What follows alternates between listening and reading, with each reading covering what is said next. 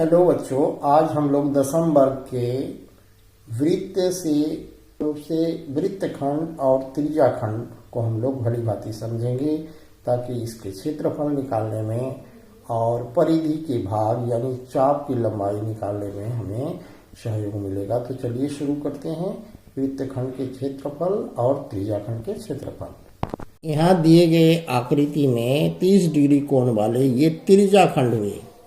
अब हम वृत्तखंड को देखते हैं कैसा होता है। ये वृत्तखंड हुआ, ए बी जीवा, ये लघु वृत्तखंड रंगीन भाग, और वाइट पार्ट ये दीर्घ वृत्तखंड, यानी दो खंड में बट गया। ए बी जीवा वृत्त को दो खंड करता है, अतः इसे वृत्तखंड कहेंगे।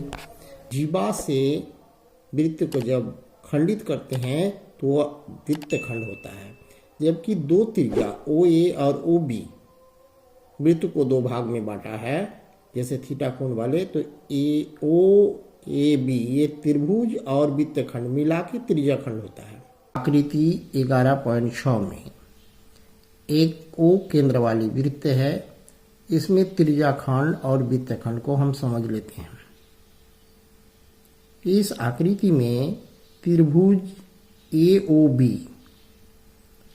और रंगीन भाग ये दोनों भाग को सम्मिलित रूप से त्रिज्याखंड कहते हैं, जबकि सिर्फ रंगीन भाग को वृत्तखंड कहेंगे। अब स्पष्ट हो गया होगा कि वृत्तखंड और त्रिज्याखंड क्या है।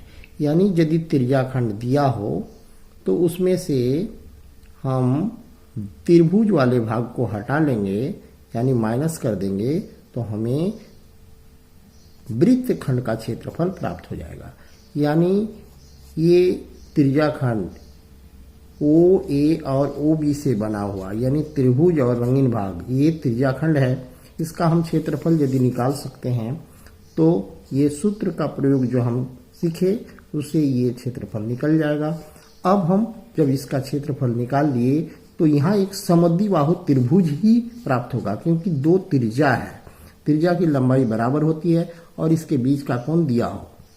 तो इस स्थिति में यहाँ पर हम समद्विबाहु त्रिभुज का क्षेत्रफल निकालकर ये त्रिज्याखंड से घटा देंगे तो हमें वृत्तखंड का क्षेत्रफल प्राप्त होगा। अतः वृत्तखंड का क्षेत्रफल निकालना और त्रिज्याखंड का क्षेत्रफल निकालना हमारे लिए आसान होगा। यहाँ हम देखते हैं कि वृत्त का क्षेत्रफल पाई आर स्क्वायर होता है, जिसमें केंद्र का कोण 360 डिग्री होता है। अब यदि 1 डिग्री केंद्र का कोण हो तो उसके लिए क्षेत्रफल होगा पाई आर स्क्वायर बटा 360 डिग्री। अब यदि एक वृत्तखंड जिसका केंद्र में थीटा कोण बनता है तो उसके लिए उस त्रिज्याखंड का क्षेत्रफल थीटा बटा 360 डिग्री गुना पाई आर स्क्वायर हो जाएगा, और इस सूत्र से हम त्रिज्याखंड का क्षेत्रफल निकाल सकते हैं।